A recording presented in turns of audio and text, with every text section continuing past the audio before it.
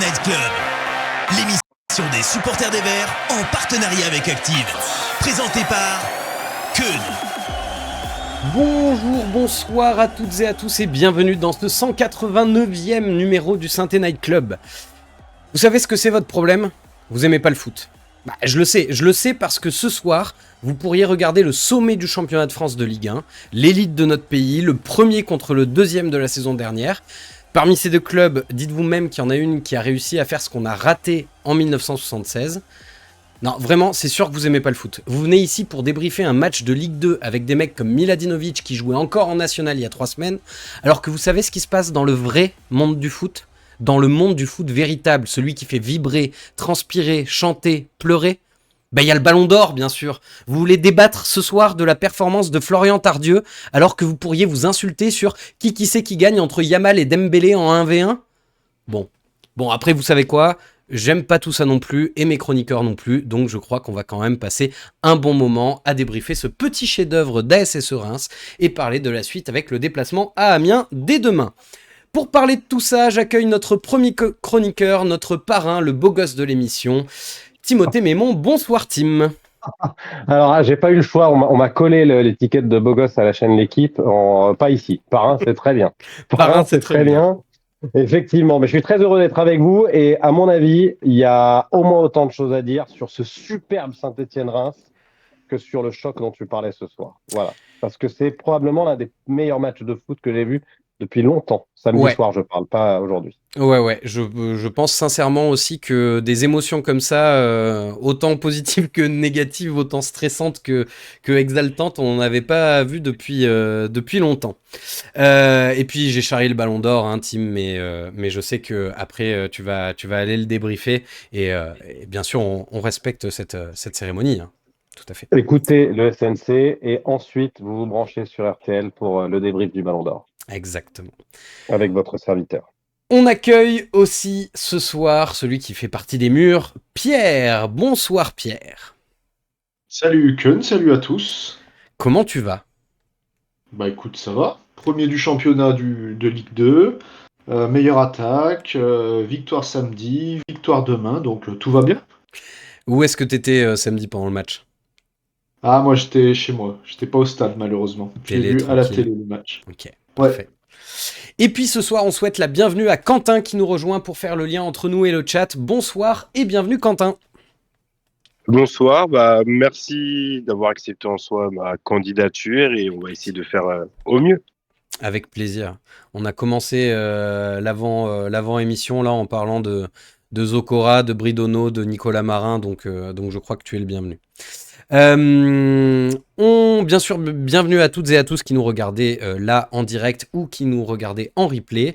Et puis on va pas perdre plus de temps et on va se lancer dans le débrief de ce Saint-Reims.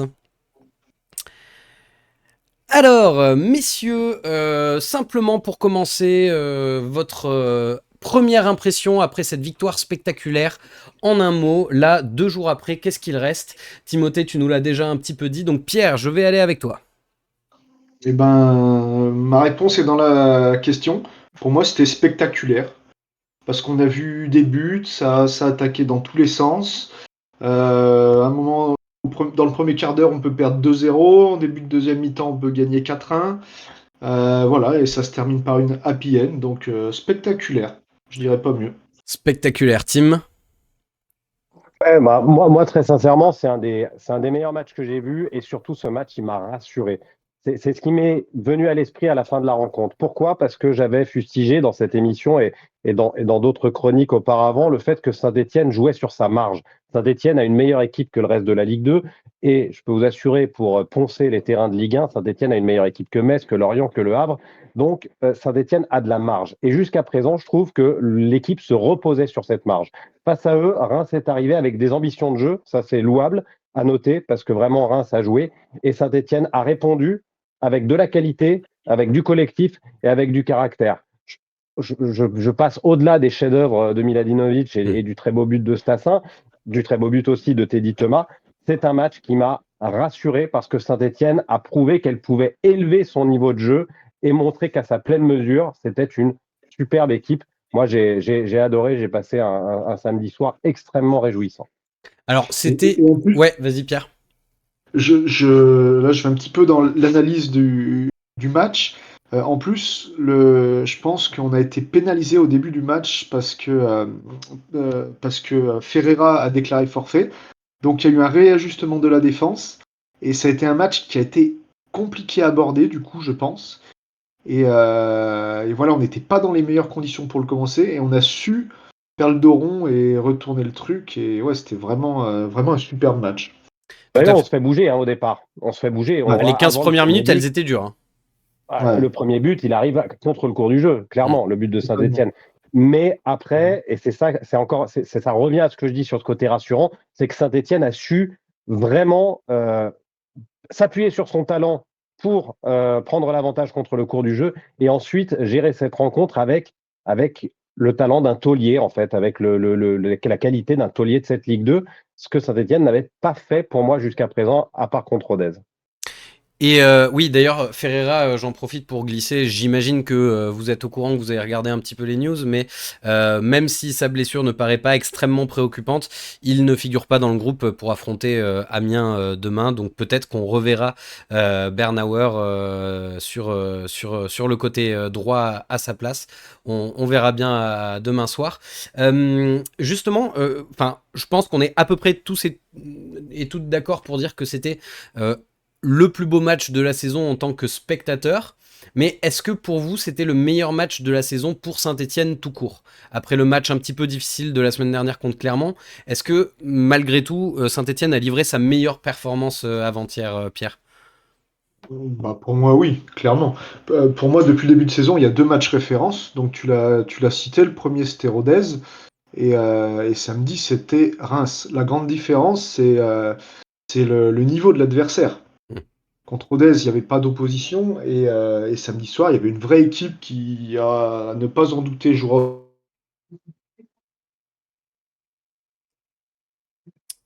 Ah, je crois qu'on t'a perdu, Pierre. Eh bien, il semblerait Ah, qu'on a... Ouais, vas-y, prends le relais. je prends le relais. Je prends le relais sur le fait que ce soit le plus beau match de la saison de Saint-Etienne. Effectivement, face à Rodez, c'était un beau match, mais il n'y avait pas d'adversité. Et puis, il y a eu des matchs très moyens. Boulogne, c'était un match très, très moyen. Pour moi, Laval, c'était un match spectaculaire, mais c'était pas un match satisfaisant. Donc oui, c'est le plus beau match pour la Saint-Etienne. Je me permets d'ouvrir un petit peu ta question. Pour moi, ça va un peu au-delà. C'est-à-dire que c'est le plus beau match que j'ai vu de Saint-Etienne depuis le début de cette saison. C'est un des plus beaux matchs que j'ai vus.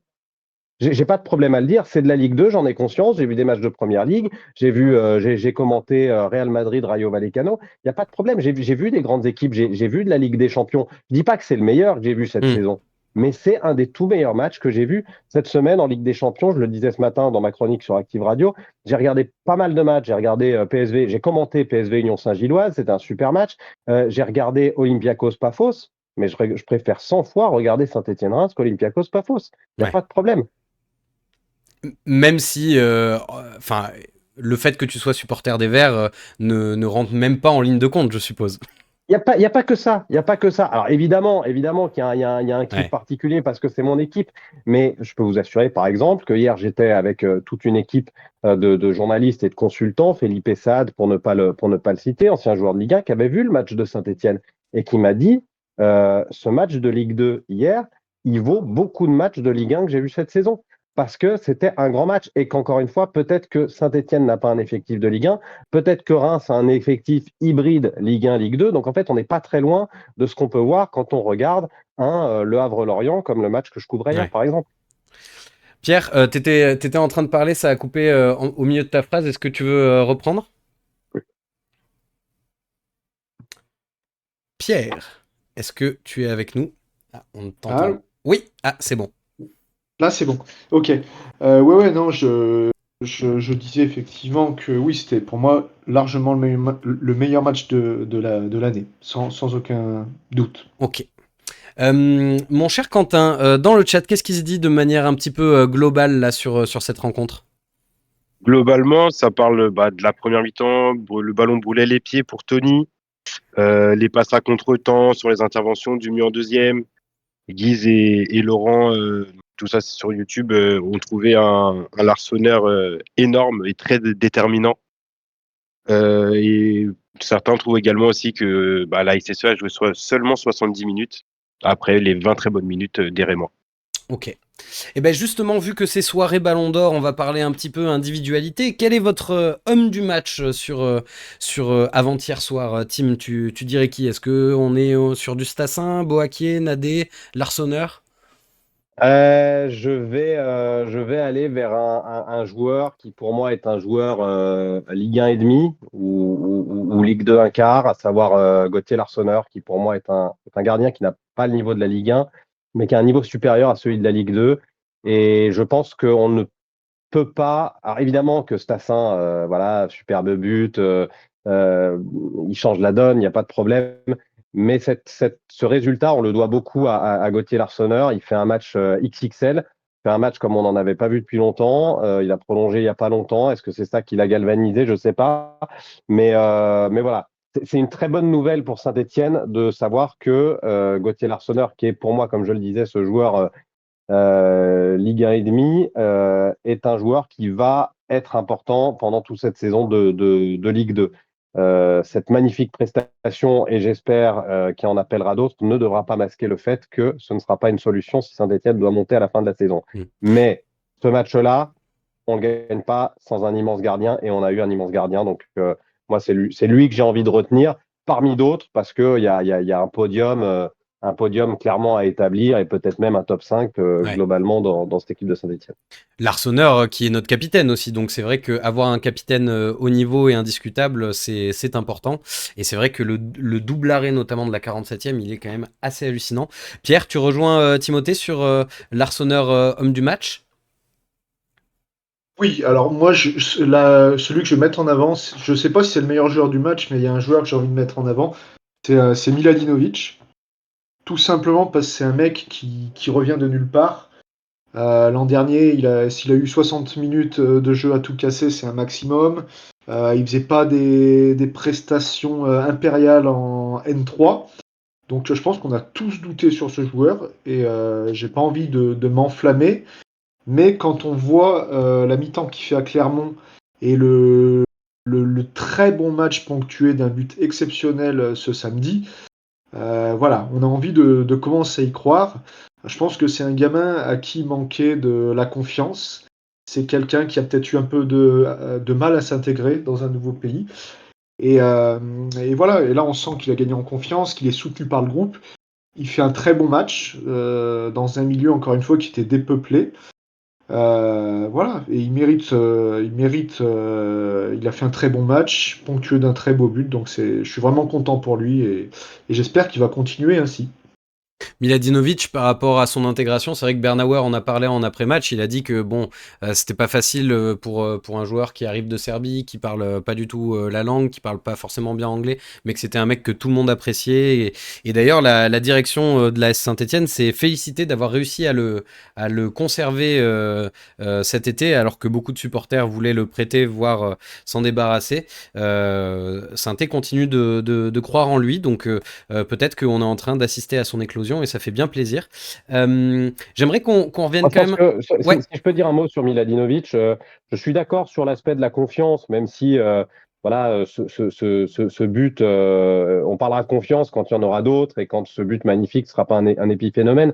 Moi, je pense que la grande réussite de Saint-Etienne sur ce profil-là, c'est d'avoir su lui donner du coffre. Parce que clairement, à mon avis, ce qui manquait à ce joueur, c'est de la puissance physique, du coffre, du souffle, du rythme, le rythme de la Ligue 1 et de la Ligue 1 ou enfin, du championnat de France, des championnats de France.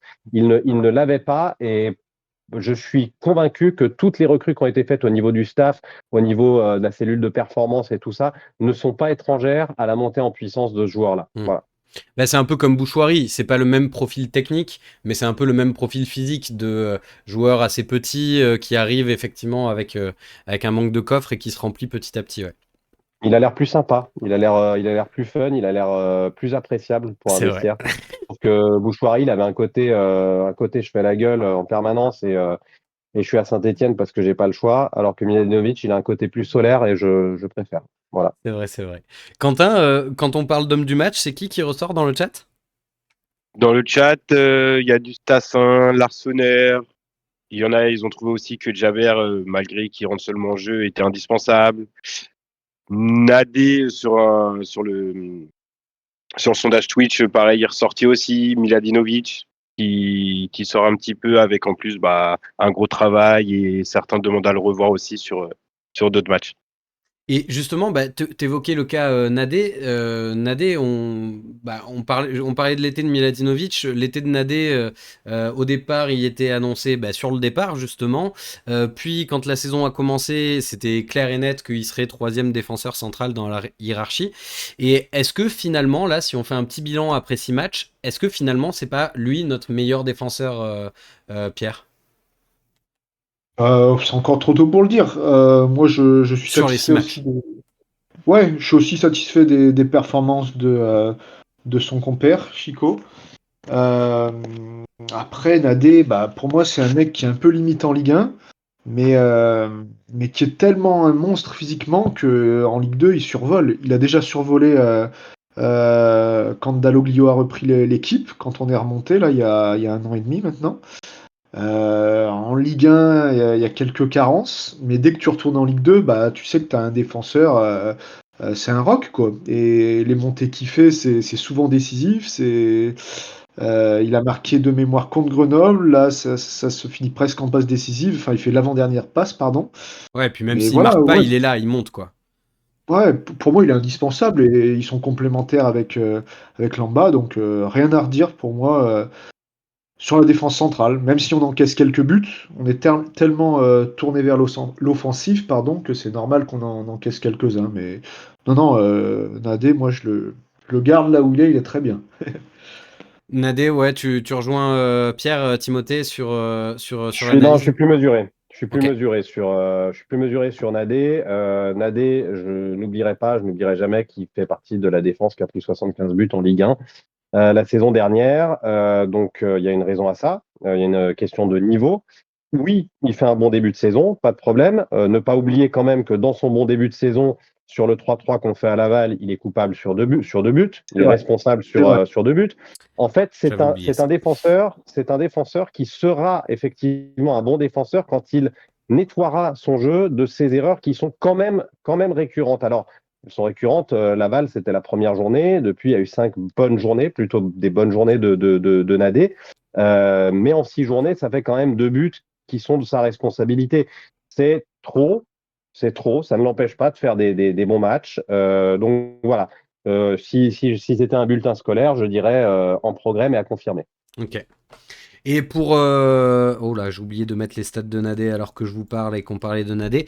Mais du coup, au niveau de l'attaque, donc j'ai cité dans les hommes du match potentiels Stassin, Boakier aussi également.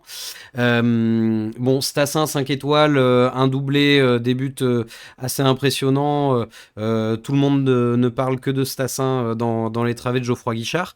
Mais Boakier, mine de rien, depuis le début de la saison, quand même, c'est 2 buts, 5 passes décisives. Est-ce que finalement, Boakier ne mériterait pas qu'on parle un petit peu plus de lui finalement, Tim? Si, bien sûr. Moi, j'ai été assez surpris qu'ils n'apparaissent pas dans les joueurs du mois d'août proposés par la Ligue 2.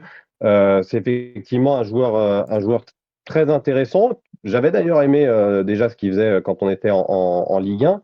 En fait, dans le cas de Boakier, comme dans celui de Stassin, j'espère, parce que je sais que certains clubs le font, j'espère que Saint-Étienne le fait, que le club reçoit les joueurs, leur fixe des objectifs collectifs, bien sûr, la montée pour Saint-Étienne, mais j'espère aussi qu'il y a un espèce d'accompagnement fort sur des objectifs individuels. Boakier, il a aujourd'hui la capacité de jouer avec le Ghana. Il n'a pas encore été sélectionné, il pourrait l'être. J'espère qu'en fait, pour lui comme pour Stassin, la Saint-Etienne a dit OK, cette année, on va essayer de vous faire une bonne saison de Ligue 2 pour servir les intérêts du club, mais on va aussi essayer de servir vos intérêts. On va essayer de faire en sorte que Stassin soit la surprise de la sélection pour la Coupe du Monde de la Belgique, et on va essayer de faire en sorte que petit à petit, Boakier rentre dans la sélection ghanéenne. Et s'il y a cette idée d'accompagnement proche donc très humain, c'est-à-dire se dire oui, on est là pour l'intérêt du club, mais on est aussi là pour vous faire progresser, on est aussi là pour vous permettre à vous, joueurs, hommes, individus, citoyens de votre pays, de représenter votre pays.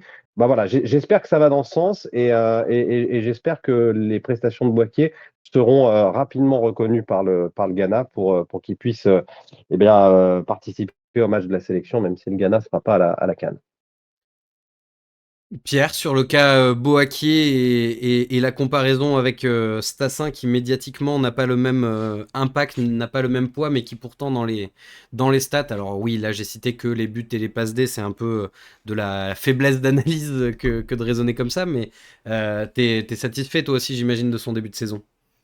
Bien sûr, bien sûr. Moi, je suis d'accord avec Tim. L'an dernier, Boaké, il y avait quelques prémices de choses intéressantes, même si ça a été. J'étais sur ma faim, moi, avec Boaké, parce qu'il s'est blessé de mémoire 2 ou 3 fois, dont en fin de saison, une blessure qui l'a éloigné pendant 2 mois des Ouais. terrains. Donc, j'étais un peu sur ma faim. Je voyais un potentiel, mais Il faut ouais, bien on n'a pas. tu as raison, en début de saison, il se blesse justement à un moment où il commence à être performant. Et Ouais. ça nous a effectivement laissé sur notre fin. Ouais. Mm. Et donc on n'a pas pu. Il fait un beau mois de janvier et on n'a pas pu du coup le juger. Moi, j'ai pas pu le juger sur cette Mm. première saison. Et là, il a fait une bonne prépa. Pareil, d'après ce qu'on écoute, il y avait peut-être un petit problème de confiance, quelques problèmes de timidité, d'après ce que de ce que j'ai écouté. Et voilà, bonne préparation. Et là, voilà, des stats, un mec qui est hyper polyvalent, qui peut jouer faux neuf, qui peut jouer sur les côtés, qui joue peut-être même pas à son meilleur poste, qui est 10. Donc, super intéressant. Deux buts, 5 passes D. Et voilà, il est clairement, pour moi, il est au-dessus du niveau de la Ligue 2, Ouais. comme les Stassin, comme les Davitashvili et comme peut l'être Cardona. Donc, avoir ces 4 mecs devant, ça nous donne une plus-value énorme sur les autres clubs et notamment nos concurrents. Sur Boakier et Nadé, Quentin, dans le chat, qu'est-ce qu'il se dit? Pour Nadé, beaucoup trouvent qu'il a le niveau Ligue 2, mais un peu comme l'Arseneur, en Ligue 1, c'est un peu plus compliqué. Donc beaucoup disent Ligue 1 et demi pour son niveau. Pour Boakier, Oleg sur YouTube trouve qu'il fluidifie plus le jeu que Zurico, par exemple. Pour oui, Boakier, c'est le meilleur joueur depuis le début de saison. Attention aux blessures pour Céline, parce que il a été confronté, mine de rien, à pas mal de blessures. On en a parlé la saison dernière. Et Guise sur YouTube en parle justement, vu qu'il est un joueur très technique. Il fait très mal aux défenseurs de Ligue 2, donc potentiellement, t'as un tacle, une faute qui pourrait le Ouais. blesser justement. C'est le Neymar de la Ligue 2. Ok, très bien. On a parlé de notre ligne de défense qui donnait un peu plus de satisfaction que l'an passé, pour l'instant en tout cas. Donc défense centrale, Nadé, Chico Lamba qui fonctionne plutôt bien. Bernauer qui pour l'instant, bah écoutez, c'était pas ce pourquoi il avait signé, mais il s'en sort bien aussi dans les couloirs. Est-ce que Couteau du coup, suisse. ouais, t'as dit quoi? Couteau suisse. Oui, C'est couteau un suisse couteau totalement. Ça m'étonnerait pas qu'on le voit 6 à un Ouais. moment dans la saison. Et paradoxalement, moi, je vais être franc sur Bernauer. J'ai toujours eu un doute, notamment sur les 6 mois qu'il a fait en Ligue 1. C'est quelqu'un qui ne me rassure pas. Je ne sais pas pourquoi. Je trouve pas qu'il transmet de la sérénité. Et je suis beaucoup plus à l'aise de le voir sur les côtés parce que du coup, on est moins dans des zones ultra périlleuses. En revanche, sa qualité de ressortie de balle est bien mise en avant. Hmm. Donc, je trouve que c'est une bonne idée sur le côté. Et vu que Nadé, on l'a dit, fait de bonnes performances, que Chico Lamba, c'est pas, c'est pas Maldini, mais c'est pas mal aussi, moi, je suis assez content d'avoir cette option sur les côtés. Ouais. Et bien justement, du coup, sur les côtés, on a Ferreira, donc on a Anan, on a Apia, on a Stojkovic éventuellement. Est-ce que vous pensez qu'ils sont condamnés un petit peu à se disputer le dernier poste et qu'on va continuer de voir Bernauer sur un côté avec Nadé et Chico en défense centrale? Ou est-ce que quand les choses vont rentrer dans l'ordre niveau blessure pour Ferreira, Anan, on reverra ces deux joueurs en tant que titulaires sur les ailes? Moi, Vas-y, vas-y, comme tu veux, vas-y. vas-y. Moi, je pense que quand Anan et Ferreira seront à 100%, ce sont eux les spécialistes du poste. Et Bernauer, si l'équipe type est là, je pense que Bernauer retournera sur le banc par défaut. Mais on sait très bien que dans une saison, voilà, t'as tout le temps un absent. Et sachant que Bernauer peut jouer un peu partout, et même 6, même si ça n'a pas été fait depuis le début de saison, Bernauer, il fera ses 20-25 matchs faciles dans la saison. Mais je pense, à titre personnel, et je peux me tromper, que si tout le monde est là, Bernauer, il retourne sur le banc, je pense. Moi, je suis tout à fait d'accord avec ça. Je suis d'accord aussi avec le fait qu'avec les blessures, les cartons, effectivement, Bernauer, comme tu l'as dit, et je suis tout à fait d'accord, on finira l'année à 20 matchs. La bonne nouvelle pour moi, et tant pis si c'est cruel, la bonne nouvelle pour moi, c'est que du coup, dans la rotation, Pereira, Anan, spécialiste du poste, c'est plutôt a priori les titulaires indiscutables. Bernauer en solution bis, très bien, super. Ça nous évite d'avoir Apia. Et c'est pas méchant de dire ça. Apia, j'ai bien conscience qu'il a toujours fait à peu près le mieux de ce qu'il pouvait. Mais quand le mieux de ce que tu peux après 200 matchs de Ligue 1, c'est de continuer à faire des fautes de poussin, et ben voilà, tant pis. Donc Apia sera là effectivement si vraiment un jour il y a pénurie pour venir colmater les brèches. Mais c'est une bonne nouvelle d'avoir une autre option que Apia tout de suite derrière les deux spécialistes du poste, les deux titulaires a priori destinés à l'être. Ouais. Bon, voilà, donc ça, c'est déjà un premier point sur la ligne défensive, mais c'est vrai que c'est un peu l'image de cette saison, c'est qu'on a une profondeur de banc qui est quand même plutôt sympathique. Alors au milieu, c'est pas là où on est le plus fourni, avec notamment en plus les blessures de Mouefek et de Gadek Bekou.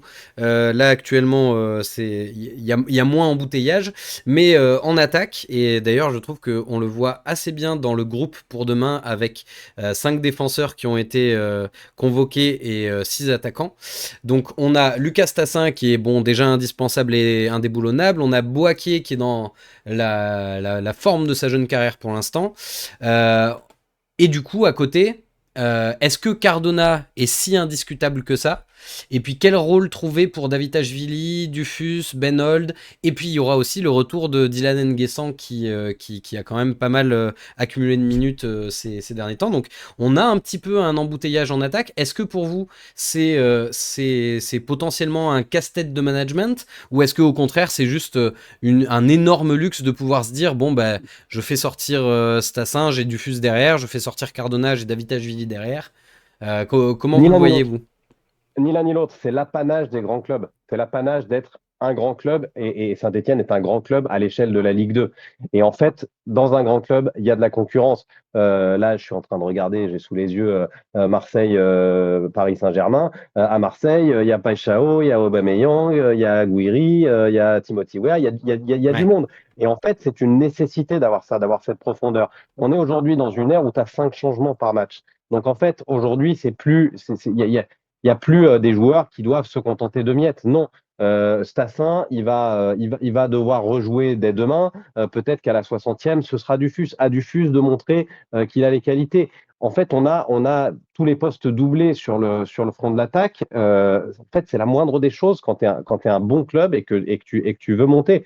Donc, pour moi, c'est ni un luxe ni un casse-tête. C'est quelque chose que les joueurs doivent accepter. Quand tu es à la Saint-Etienne, tu as de la concurrence, notamment sur les postes offensifs, et c'est normal. Ça devient un casse-tête si tu as des égos surdéveloppés. Donc, à mon avis, la seule personne pour qui ça pourrait être un casse-tête, c'est Davitashvili, Davitashvili. au coach de le gérer correctement. Ouais. Oui, c'est vrai on se pose la question peut-être parce qu'on n'y est pas habitué depuis des années et des années. Pierre, t'en penses quoi de cette question-là? Ouais, je suis d'accord. D'accord. Il nous faut ça, mais d'un autre côté, c'est aussi c'est un luxe. C'est un luxe d'avoir le choix demain, par exemple, entre qui mettre titulaire. Il va falloir mettre 3 noms sur la feuille de match en tant que titulaire. Heureusement qu'on a joué il y a 3 jours, sinon tu fais quoi? Tu mets Davitashvili sur le banc? C'est une question compliquée, mais je préfère avoir des choix comme ça plutôt que d'être en pénurie d'attaquants, comme ça a été le cas des fois les dernières saisons. Donc c'est vraiment Puis agréable. les joueurs qui font des carrières, ils sont habitués à ça depuis toujours. Depuis gamin, ils sont en concurrence. Donc, en fait, c'est pas vraiment un casse-tête. Les mecs sont performants, tu les fais rejouer. Ils sont pas performants, tu les remplaces à ceux qui rentrent d'être performants, et ainsi de suite. Et peut-être que pendant 4-5 matchs au milieu du mois de février, eh ben, c'est Dufus qui jouera parce que Stassin aura un creux. Je ne le souhaite pas, mais ça peut arriver dans la saison, dans l'histoire d'une saison.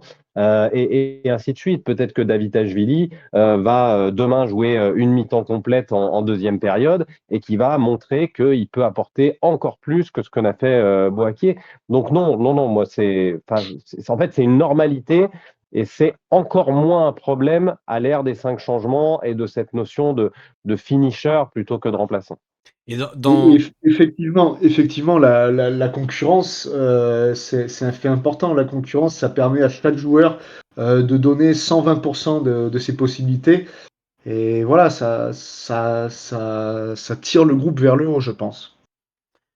Bah, et par exemple pour N'Guessan, parce que là on parle pas uniquement de concurrence, on parle aussi de développement d'un profil assez jeune.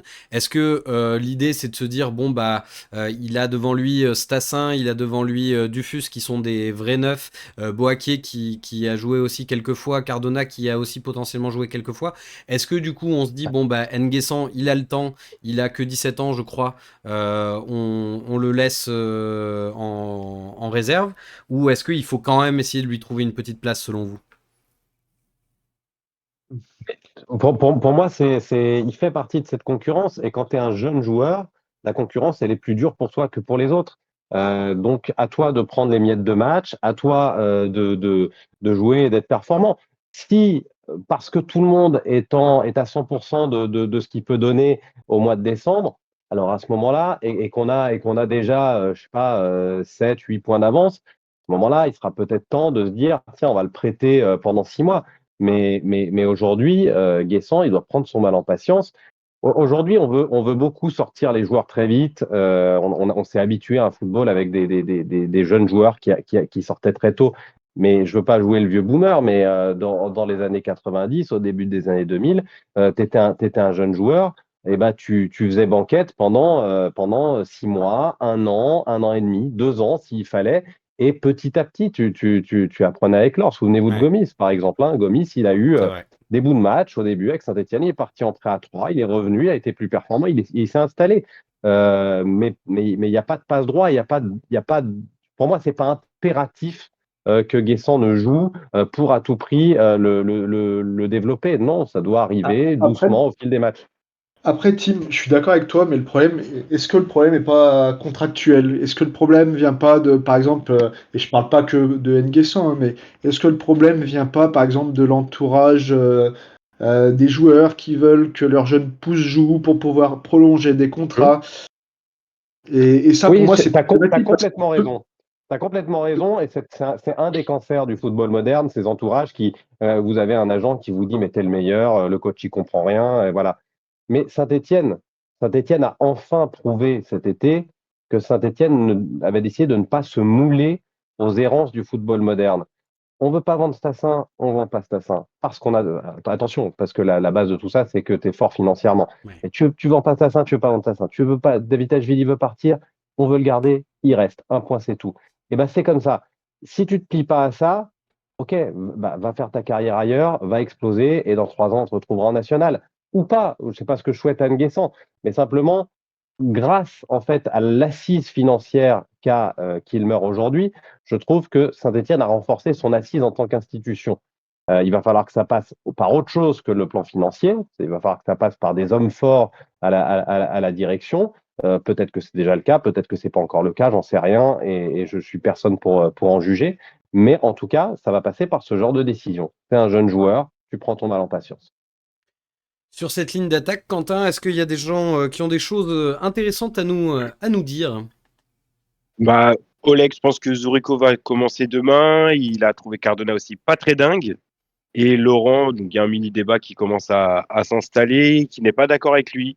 Il trouve que Cardona fait beaucoup d'efforts pour défendre, attaquer.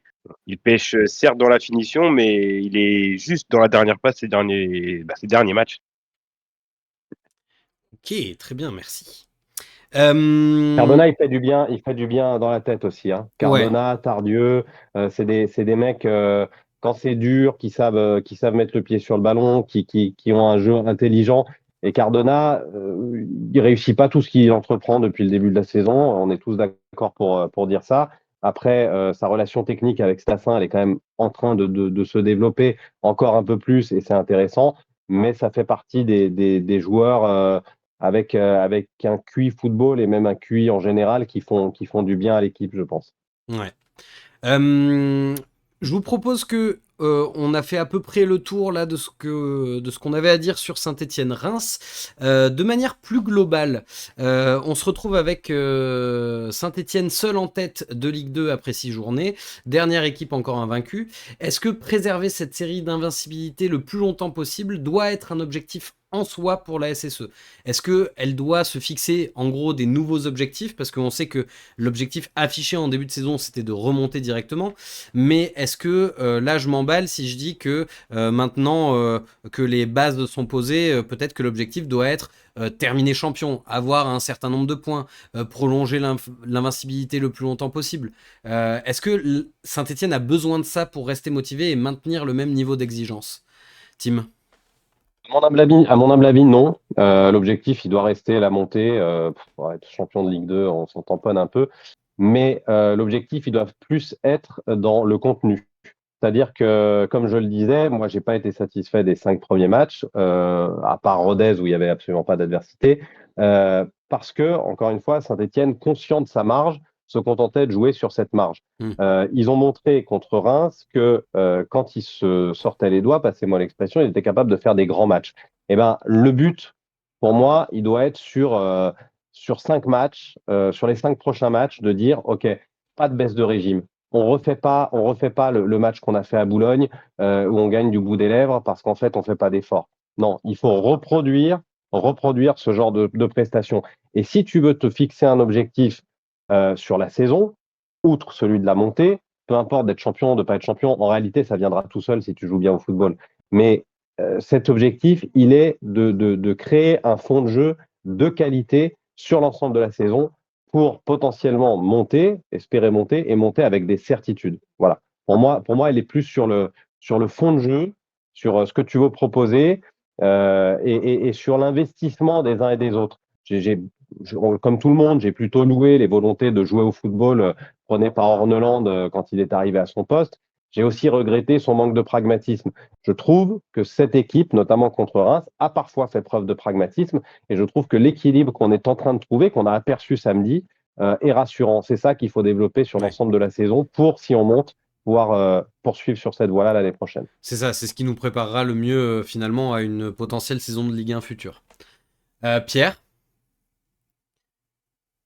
Ouais, je suis d'accord avec ce que Tim a dit. Après, moi, je pars du principe qu'il faut prendre match par match, qu'il faut vraiment la série d'invincibilité. Alors, on finira jamais à 0 défaite en fin de saison, hein, mais je trouve que c'est pour creuser des écarts, notamment, ce qui est primordial pour remonter. Je trouve que le prendre match par match et gratter des points chaque match, c'est important. Et si on peut préserver cette série d'invincibilité le plus longtemps possible, faut surtout pas se priver. Et voilà, comme je disais, dans le but de creuser des écarts. Se Voilà, donner un matelas confortable, quoi. effectivement. Mais sur la durée de la saison, c'est pas facile, certes. Mais je pense qu'on a un coach qui est à fond. On peut pas lui enlever ça. Et il fera tout pour qu'on engrange des points à chaque match, c'est sûr. Ouais. Et d'ailleurs, juste derrière nous, donc on a deux équipes qui sont à un point de Saint-Étienne, trois qui est peut-être pas l'équipe la plus surprenante à voir ici. Hop, j'affiche le classement ici. Mais le Red Star, qui est quand même une surprise de ce début de saison, qui reste sur 4 victoires consécutives. Il y a Pau qui est pas loin, juste derrière en embuscade. Est-ce que vous voyez le Red Star et Pau peut-être se mêler à la bataille pour le top 5, voire à la bataille pour le top 2 jusqu'à la fin? Ou est-ce que on est sur le début de saison un peu canon d'équipes qui ne resteront pas? Ben, Faut y pour aller, moi, Tim. Pau, non. pour moi, Pau, non. Tu voulais y aller, c'est ça la question? Si tu veux y Vas-y, aller, vas-y, t'es lancé. Bon, en plus, moi, ce sera très court. Pour moi, Pau, non. C'est plutôt un épiphénomène de début de saison. Honnêtement, même 3, j'ai un petit doute. Ouais. Voilà. Par contre, le Red Star, de ce que j'ai vu depuis le début de la saison, oui, ça va être une épine dans le pied. Pierre? Alors moi, je pense que pour les 2 premières places, donc forcément, on peut citer l'AS Saint-Étienne. Je crains 3. J'ai vu les 2 derniers matchs de 3. Il y a quand même du jeu. Il y a attention, hein. Moi, je pense qu'on les verra. 3, ils seront pas très loin de la montée directe, je pense. Et j'oublie pas Reims, qu'on a distancé. On a fait une bonne opération comptable. On les a mis à 6 points. Mais quand on voit ce que Reims a fait à Geoffroy Guichard ce week-end, avec le retour des Nakamura, Thomas, voilà, ils ont une belle équipe, Reims. Donc, Mm. pour moi, ce sont les 3 favoris pour les 2 premières places. Et ouais, dans le top 5, Pau, j'y crois pas non plus. Et le Red Star, c'est bien renforcé, effectivement. Donc, pourquoi pas le Red Star? Et t'avais cité qui d'autre? C'est tout? C'est les équipes que j'ai citées. Après, vraiment, on est en tout début de saison, donc le classement peut énormément évoluer. Il n'y a rien du tout qui est stabilisé. Ouais. Mais oui, Moi, je suis d'accord avec Reims, hein. Ce ouais. qu'on a vu à Geoffroy Guichard samedi, c'est quand même là aussi une équipe a priori un peu au-dessus du niveau Mm. de la Ligue 2. Qu'ils aient démarré mollement, c'est pas complètement illogique au regard de la descente qu'il faut digérer, au regard des difficultés intestines financières et qui concernent aussi très directement médiatiquement le président La Caillot. direction. Donc voilà, je suis pas surpris, mais je serais pas surpris que d'ici Noël, par exemple, il soit dans nos pattes ou pas loin. Ce qui était cool aussi avec. Ouais. Nakamura, il a rien à faire en Ligue 2. Léoté, ça reste un Thomas non très bon plus. joueur de Ligue 2. Palois, il a une expérience. Enfin, Palois pour la Ligue 2, il va être parfait. On a oublié qui d'autre. Ils ont un milieu de terrain solide, hein. Thomas, super Voilà. joueur. Thomas, le Thomas, je peux Belge qui est t'assurer que, arrivé. ouais, Thomas, je peux t'assurer que si t'es Ouais, ils ont une Metz, belle équipe, Reims. Lorient, Le Havre, ils rêveraient d'avoir un Teddy Thomas dans leur rang, hein. Ouais. Ouais.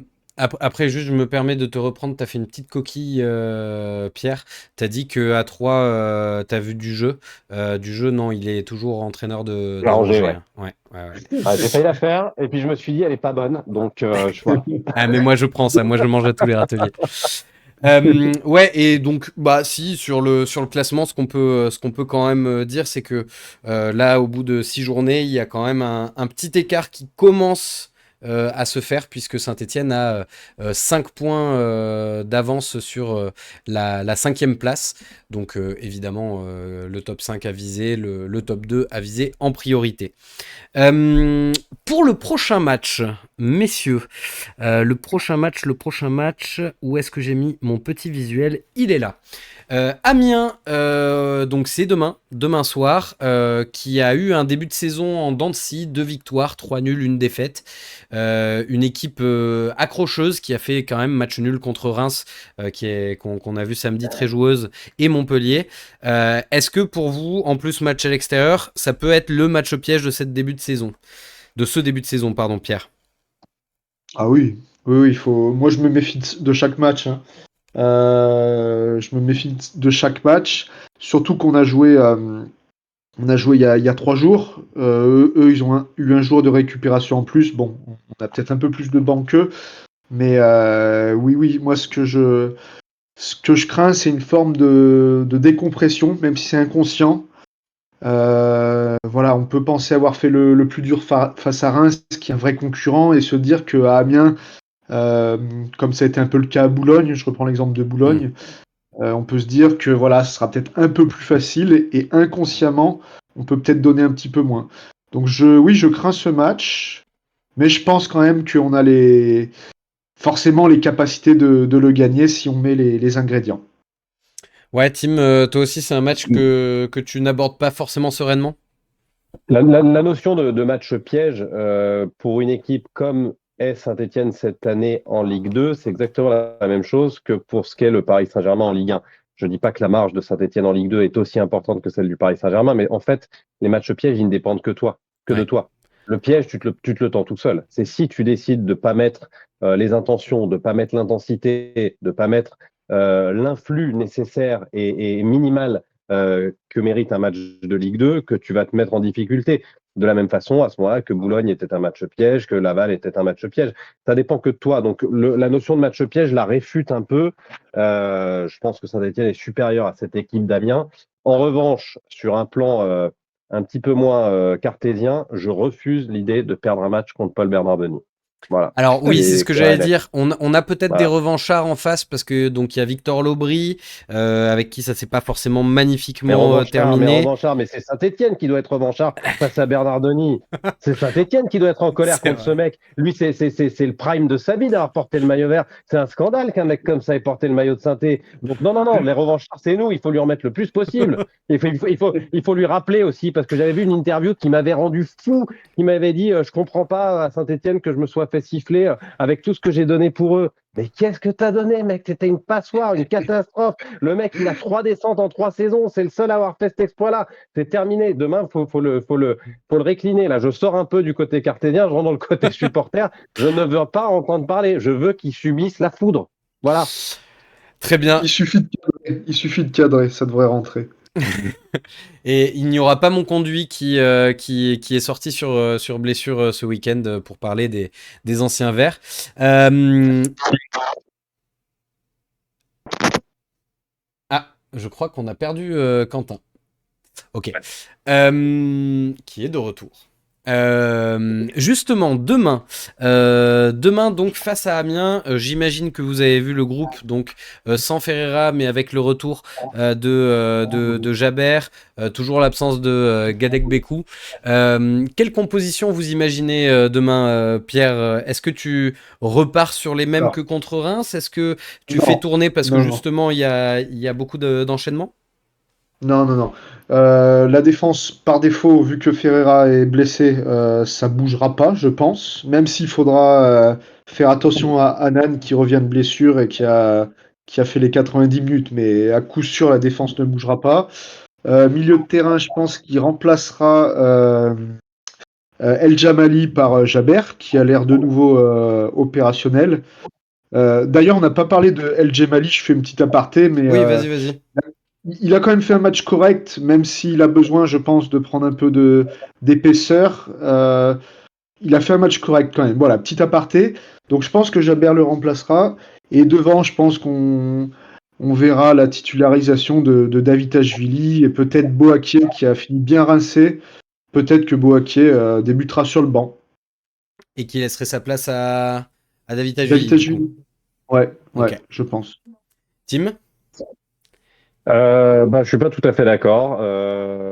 Certes, on a joué il y a 3 jours, mais c'est des joueurs professionnels. Globalement, on joue une fois par semaine.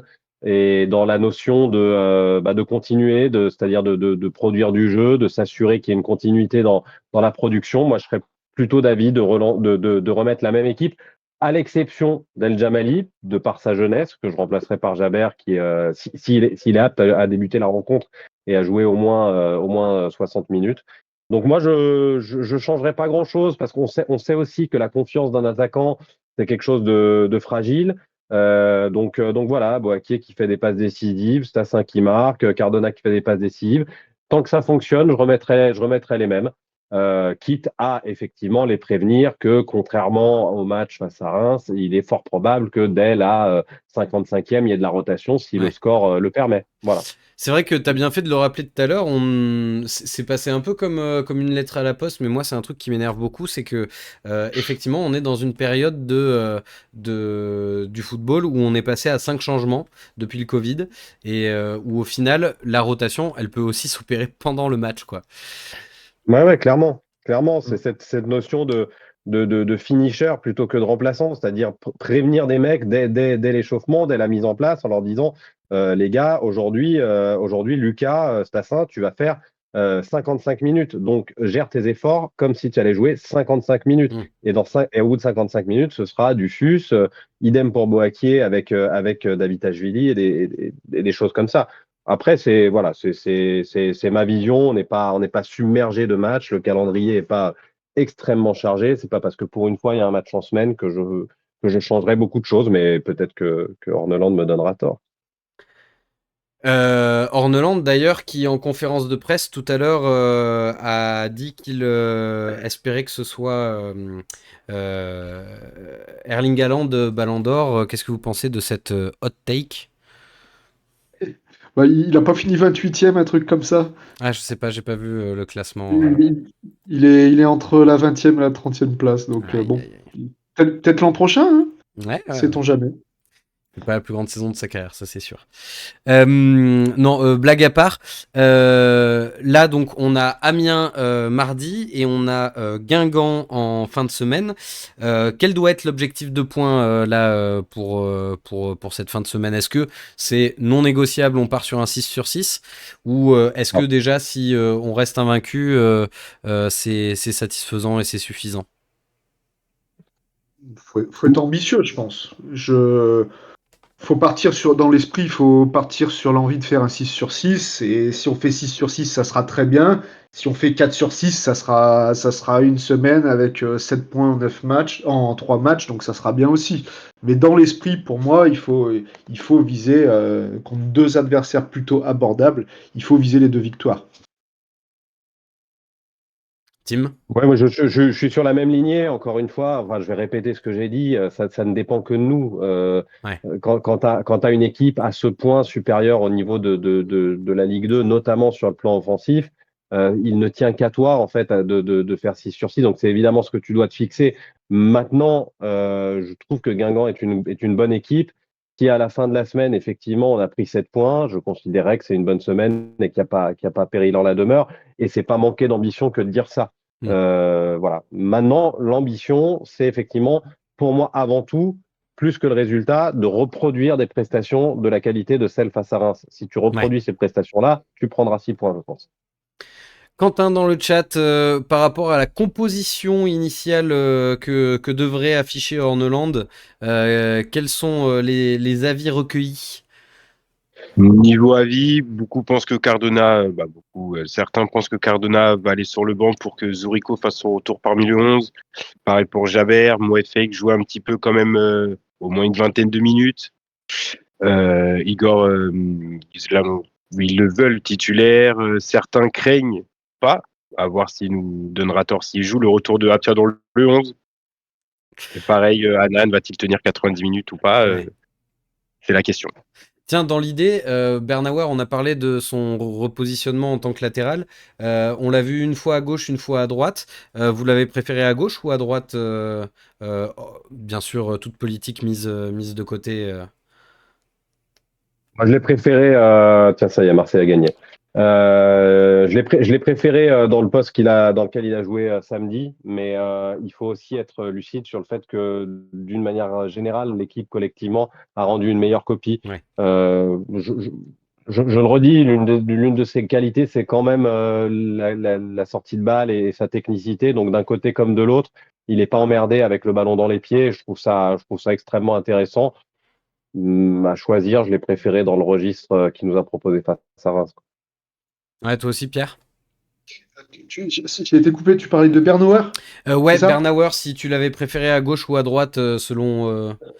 Bah, je trouve qu'il a fait le taf dans les deux positions. Alors, il est droitier, mais, sur les matchs qu'il a montrés, je le trouve polyvalent. Donc, je ne saurais pas te dire exactement dans quel. Je trouve qu'il fait bien le taf des deux côtés.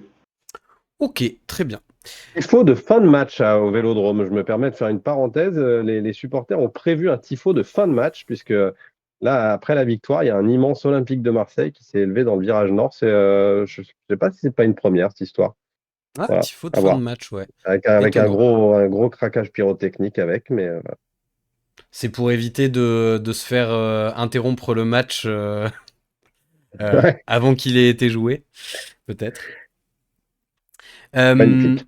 L'ambiance. Tiens, juste au passage, j'en profite, il nous reste quelques petites minutes.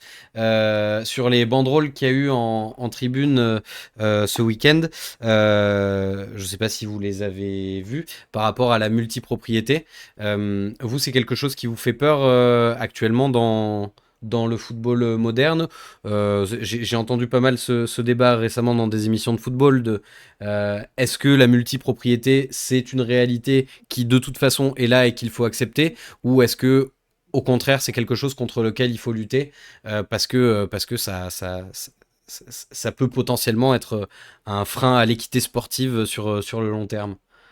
On ne peut pas, à mon humble avis, on ne peut pas dire qu'il faut accepter parce que c'est le sens de l'histoire. En Ouais, fait, je suis d'accord. je ne vais pas faire de comparaison malheureuse, donc je vais pas en faire. J'allais en faire une, je vais pas la faire. Mais en fait, c'est pas parce que tout d'un coup ton pays va dans un sens, une Mm. idéologie va dans un sens, c'est pas parce que ça y va qu'il faut suivre à tout prix, à tout train.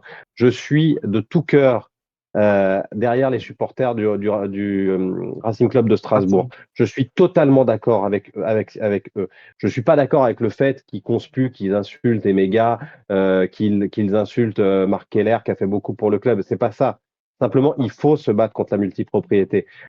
Aujourd'hui, Strasbourg, ils ont des bons résultats. Qui sait? Est-ce qu'ils ne seront pas en Ligue des Champions l'année prochaine? Et alors, qu'est-ce qui se passera? Est-ce qu'ils pourront jouer contre Chelsea? Est-ce que ça veut dire que cette équipe de Strasbourg sera éternellement le dernier wagon d'un train porté par Bluco? C'est pas possible. Tu peux pas envisager le football comme ça. On n'est pas dans des fonctionnements nord-américains avec des franchises. C'est pas comme ça que ça marche. Il faut qu'il y ait c'est pas une équité sportive. Il faut qu'il y ait une liberté de résultat. Il faut que Mm. tu puisses rêver du meilleur pour ton club. Et aujourd'hui, les Strasbourgeois ne peuvent pas le faire. Je suis beaucoup plus pondéré sur le cas de Saint-Étienne, puisqu'on est dans un cas de multipropriété, mais avec des clubs d'autres Oui, de sports sports et différents. sur de sports différents, et un club de foot, si je dis pas de bêtises, mais dans un championnat qui n'est pas le nôtre. Alors, avant que Saint-Étienne se retrouve en finale de Coupe du Monde des clubs face à Toronto, on a un petit peu de temps devant nous. Donc, voilà. Pour moi, ce serait un peu dommage côté Stéphanois de fustiger Kilmer gratuitement. Moi, j'ai encore envie de leur donner du crédit et du temps. Mais pour ce qui se passe à Toulouse, pour ce qui se passe à Strasbourg, c'est non. C'est non. Il faut clairement que la FIFA se penche dessus. Je crois d'ailleurs que c'est au programme. Il faut peut-être aussi que l'État légifère là-dessus euh, et impulse quelque chose au niveau européen. La France a le droit d'impulser des choses au niveau européen sur les règlements sportifs parce que pour moi, c'est un des cancers les plus Ouais. terribles du football dans les années à venir. Je te rejoins là-dessus, l'État peut et doit légiférer parce que le marché qui se régule de lui-même, on sait très bien ce que ça donne à la fin. Pierre, sur la question de la multipropriété, tu rejoins Tim? Je crois qu'il a tout dit, hein, Hmm. et sûrement mieux que moi. Voilà, le seul truc, c'est que les exemples qu'on connaît sont pas forcément. Voilà, ça peut être dangereux. Après, qu'est-ce qui va se passer à Strasbourg le jour où Enco se retirera? Dans quel état ils laisseront le club? Enfin, c'est. Ouais, effectivement, moi, je serais supporter strasbourgeois, je serais inquiet, même si à l'instant T, les résultats sont là. Mais que va devenir le club dans le futur? C'est sûr que je trouve ça assez inquiétant. Et voilà, on a parlé de Strasbourg. Il y a eu Lyon qui a eu des gros problèmes. Ouais. Voilà, même si on aurait espéré que ça se finisse un peu plus mal. Mais voilà, non, pour être honnête, ouais, la multipropriété, c'est un fléau, c'est un cancer et c'est pas le foot qu'on veut, pas du Hmm. tout. Sur ce, il va être l'heure pour moi de vous demander vos pronostics parce que cette année, on les prend en compte et on fait un petit classement à la fin de la saison. Alors, pour le match contre Amiens qui a lieu demain soir, quel est votre score à vous dans le chat et à vous, messieurs les chroniqueurs? Et avec qui comme buteur côté stéphanois? Je vais commencer avec toi, Quentin, et puis je reviendrai te voir pour entendre les pronos du chat. Pour moi, demain, la SSE gagne le match avec un but de Zurico, David Agil. 1-0 pour Sainté avec un but de Zurico. Ok. Pierre. Moi, je pense une victoire dans la difficulté 2-1, but de Stassin pour pas être original, et après je dirais Cardona, allez. Ok, très bien. Tim. Je dirais 2-1 aussi. Je dirais Stassin aussi. Et voilà, je suis obligé de donner le deuxième buteur ou je peux m'arrêter là. Bah, sauf si tu dis un deuxième buteur, t'as une chance de plus de prendre un point. Et si je me trompe, j'en perds pas. Donc, Non. je vais dire comme deuxième buteur, je vais dire Tardieu. Tardieu, très bien. Et dans le chat, qu'est-ce qui ressort? Victoire des Verts, hein, du 3-1, des buteurs Stassin, Dufus, et le premier but de Chico Lomba pour oui sur YouTube et sur Twitch. Céline, pareil, voit une victoire de la SSE 3-1, Stassin, Cardona en buteur. Ok, très bien. Alors moi, je vais partir sur un 2-0 parce que après le match stressant de Reims, pourquoi pas une petite victoire tranquille avec un but de Stassin pour être original et puis un but de Dufus, allez, sorti du banc. Moi, c'est un joueur qui m'a fait bonne impression quand même sur ce début d'année et j'ai bien envie de le voir briller. Donc on va dire Stassin et Dufus. C'est tout pour ce soir. Merci messieurs, merci Quentin, merci Pierre, merci Tim de nous avoir accompagnés. Merci à vous qui nous avez regardé en direct. Merci à vous qui nous avez écouté en podcast. On se retrouve, attention, notez bien, on se retrouve mercredi. On fait une émission en semaine du coup pour fêter notre semaine à 3 matchs. On se retrouve donc mercredi et lundi prochain. Ce sera Kevin à la présentation mercredi. Bonne fin de soirée et Miladinovic, ballon d'or bien sûr. Salut tout le monde. Merci beaucoup. Ciao. À très vite. Ciao, ciao. Ciao.